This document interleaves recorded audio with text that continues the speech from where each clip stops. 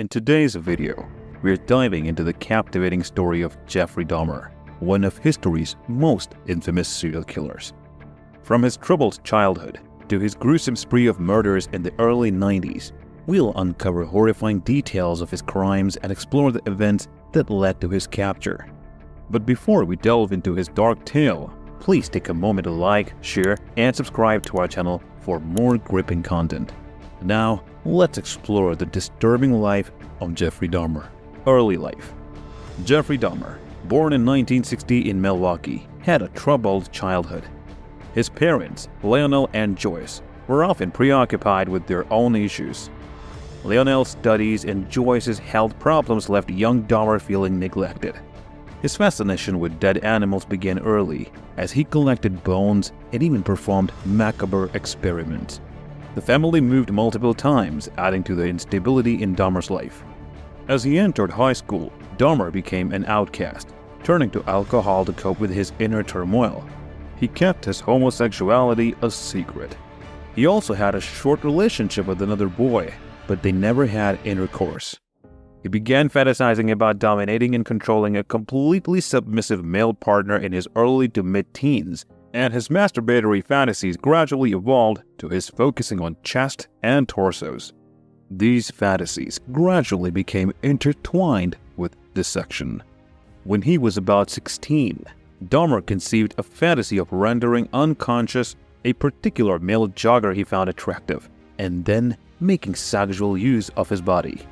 On one occasion, Dahmer concealed himself in bushes with a baseball bat to lie in wait for this man. However, the jogger did not pass by on that particular day. Dahmer later admitted this was his first attempt to attack and render an individual submissive to him.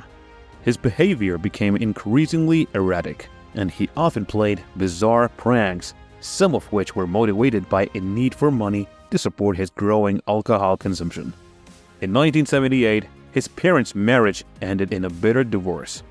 Dahmer managed to graduate from high school that year, but his difficulties were far from over. His mother, Joyce, made the decision to move away with his younger brother, David, leaving an 18-year Dahmer alone in their family home. This marked the start of a troubling period in his life. First murder. In 1978, shortly after graduating from high school, Jeffrey Dahmer committed his first murder. He lured 19-year-old Stephen Hicks to his house with the promise of alcohol. After several hours of talking, drinking, and listening to music, Hicks wanted to leave, and he didn't want him to leave. Dahmer bludgeoned Hicks with a 10-pound dumbbell. When Hicks fell unconscious, Dahmer strangled him to death with the bar of the dumbbell, then stripped the clothes from Hicks' body before exploring his chest with his hands, then masturbating as he stood above the corpse. Hours later, Dahmer dragged the body to the basement. He later dismembered the body, and he dissolved the flesh in acid before flushing the solution down the toilet. He crushed the bones with a sledgehammer and scattered them in the woodland behind the family home. His late teens. Dahmer's life took a turbulent turn in his late teens and early 20s. After a brief and unsuccessful stint at Ohio State University, he joined the Army, but was discharged due to alcohol-related issues. In 1981, Dahmer moved to Miami Beach, Florida, but struggled to make a living and eventually returned to Ohio. His life continued to unravel, leading to an arrest for drunk and disorderly conduct.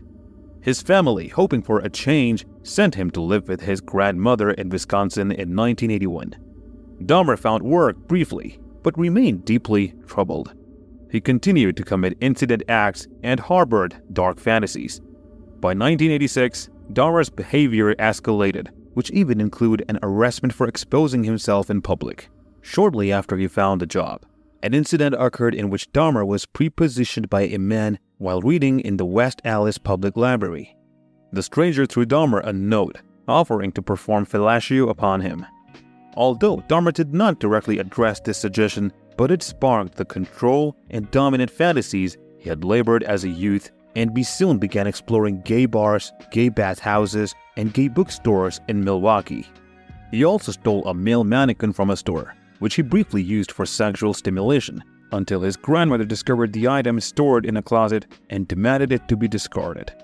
By late 1985, Dahmer had begun to pay regular visits to the bathhouses, which Dahmer subsequently described as relaxing places, began in late 1985, but he soon grew agitated when his companions got up and moved about during sexual meetings. After being taken into custody, he explained, "I trained myself to view people as objects of pleasure instead of as people." Therefore, he began supplying his associates sleeping pills in June 1986 by mixing them into their alcoholic beverages. He waited for his spouse to nod off before engaging in sexual activity. Dahmer told his doctors he worked evenings and needed the tablets to adjust to that schedule in order to ensure he always had a steady supply. The management of the bathhouses eventually banned Dahmer from using their facilities after he committed about a dozen such incidents, at which point he switched to using hotel rooms. Now his disturbing desires had grew stronger, and he ultimately paving the way for the horrors that would follow in his late 20s and early 30s. Late 20s and early 30s, subsequent murders. On November 20th, 1987, Dahmer met 25-year-old Stephen Toomey in a bar and convinced him to return to the Ambassador Hotel in Milwaukee, where he had booked a room. Dahmer said he wanted to drug Toomey and lie with him. As he examined his physique, he found Toomey crushed in and black and blue with bruises on the bed the next morning. Dahmer also had bruised fists and one forearm and blood from his mouth.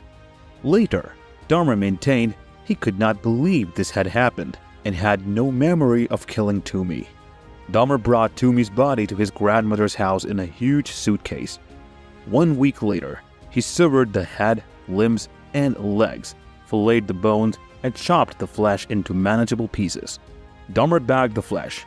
The bones were wrapped in a cloth and sledge-hammed into splinters. Dahmer dismembered in 2 hours.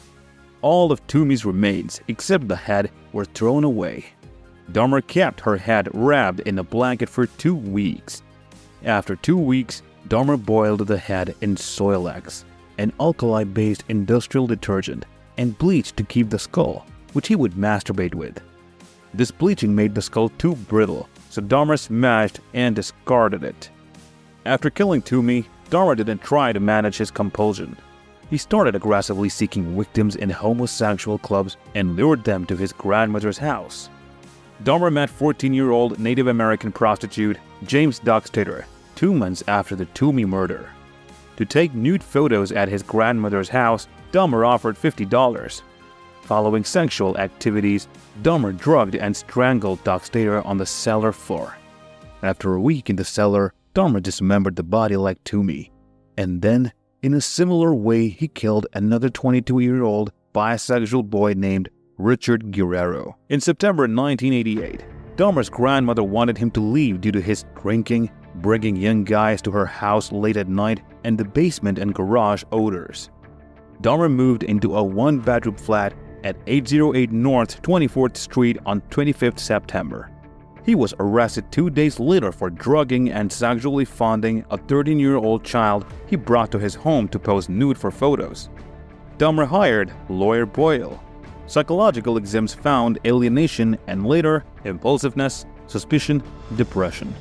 He pledged guilty to sexual assault and was sentenced in May 1989, taking an Easter break at his grandmother's on March 20th.